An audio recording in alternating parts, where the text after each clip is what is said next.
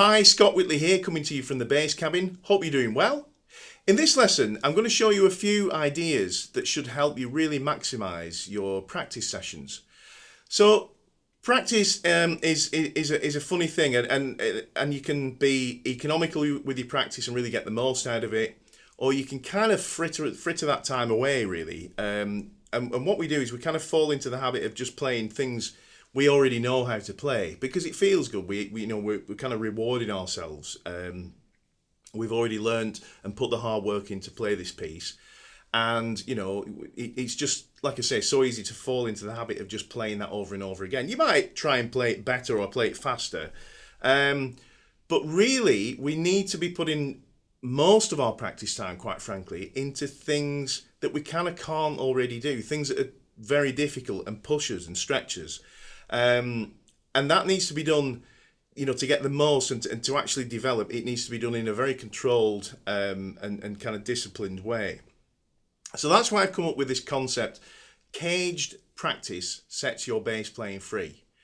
CAGED stands for control, accuracy, groove, enjoyment, and discipline. Okay, and these, I think, are kind of the five, really important things you need to focus on in your practicing.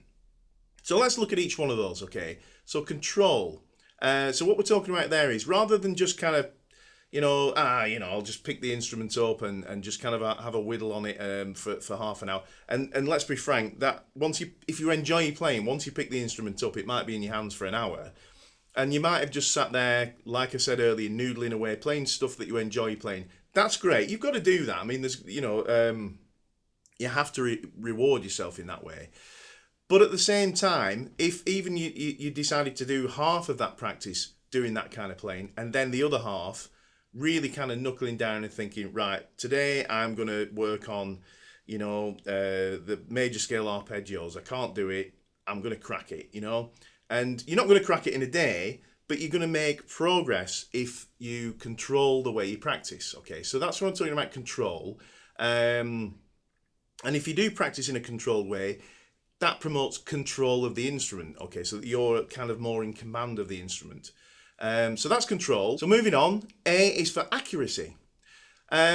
Accuracy comes from practicing very, very slowly and, again, in a controlled way. And if you do that consistently, kind of every day or every time you practice, and I really highly recommend practicing with at least a metronome, better still a drum machine. And if you've watched any of my other videos, you'll know that I always kind of bang on about that, the drum machine thing. I'm going to talk more about that in some future lessons.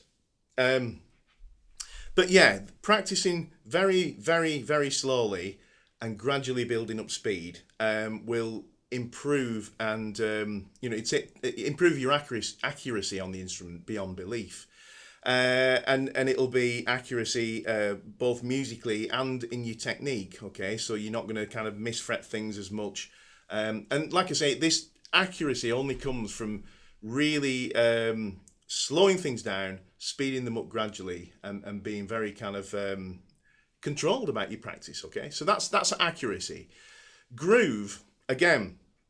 Groove is something that you should always strive to inject, if you like, into every single thing you ever play when you're practicing. Okay, so if you're just playing, even just a major scale like that, okay, if you're just going to practice this stuff like, yeah, I can do that, yeah, it's not really, yes, you can do it, yes, you can play it, but it's not really going to do anything for you playing. It's just something you can just kind of play, all right?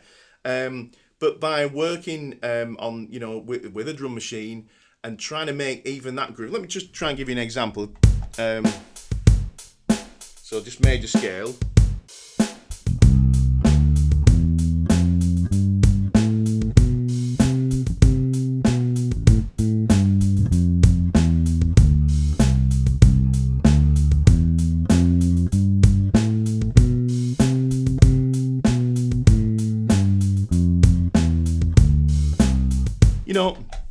Trying to make that like a bass line. I mean, it is a bass line. It's melody, it's a scale, but of course it's music.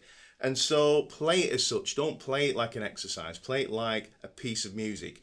Try and make it clean. Try and make it groove.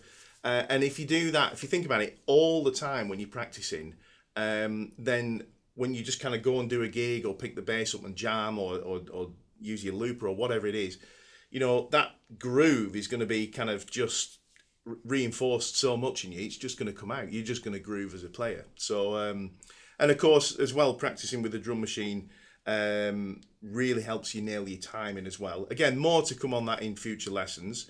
So moving on, enjoyment. Now that's really important. And, like I said before, it is important that you do reward yourself by playing stuff that you enjoy. What I do is I rather than do kind of half an hour of practice of stuff that I really enjoy and then half an hour of hard stuff or the other way around, is I'll kind of mix it up. I'll maybe do 5 minutes at a certain tempo working on a new arpeggio thing I'm working on or lick or something like that, and then speed it up maybe and do another 5 minutes. And maybe after 15 minutes of kind of doing that, like my hands are maybe ready to fall off, and maybe my head's ready to fall off as well. You do reach that point where you just start getting a bit snowblind about things. You start making mistakes, and that's probably the time to kind of stop, have a rest, shake your hands out, have a sip of your coffee or whatever, just have a couple of 20-30 seconds of just chill from, and then maybe just think, right, I'm just going to play along with your favorite tune, or I like doing this particular slap groove. I'm just going to do that for a few minutes, And again, even when you do that, be disciplined with that. Get the drum machine going.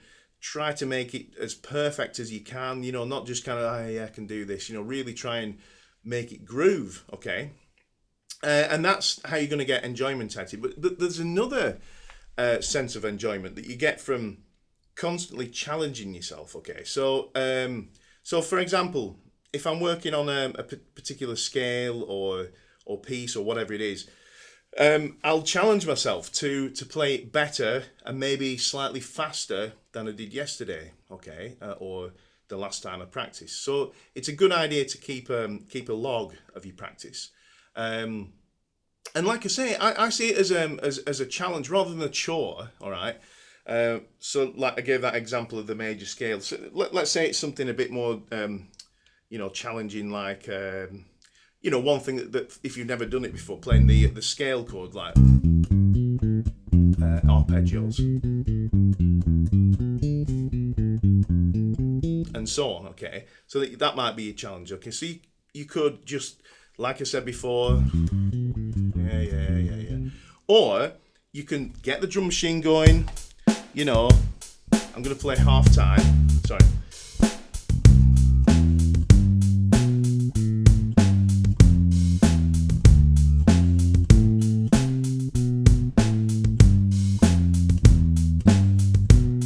And so on, really try and feel that, really try and make it groove. And when you've got that comfortable, you can play through the whole thing perfectly at that tempo, speed it up a little bit, and away you go. And even if you say, you got to sort of 96 BPM and yesterday you'd done, 85 or even 89 or something, you've made progress and you can feel good about that, So that's the thing. See these things, in the same way that people enjoy, I'm not saying music should be like this, don't get me wrong, but the same way people like puzzles and video games and things like that, see the kind of more boring side of practice, if you want to call it that, as a challenge, as a puzzle, and as I say, if you do that plus make it groove, then it's enjoyable. Okay, and so finally we move on to D, discipline, and discipline is basically taking everything we've talked about, the caged kind of principle of practicing, and applying it every single time you practice. And also it means making sure that you find time to practice every day if possible. If you can't, then as frequently as you feasibly or physically can do, and not to kind of let yourself off the hook. It's easy to think, I can't be bothered today. Just try and get into the habit of, right, I've got half an hour, I can pick my bass up and practice, and then like I say, be disciplined and apply the CAGED kind of principle of practicing to that practice time. So there we go. CAGED practice sets your bass playing free. So don't waste another minute of your own practice time. Get your CAGED practice going on. And I'll see you in the next lesson. Please hop over to patreon.com if you're getting a lot out of these lessons, and you can support my work on there. Very grateful if you would do that. See you again. Cheers.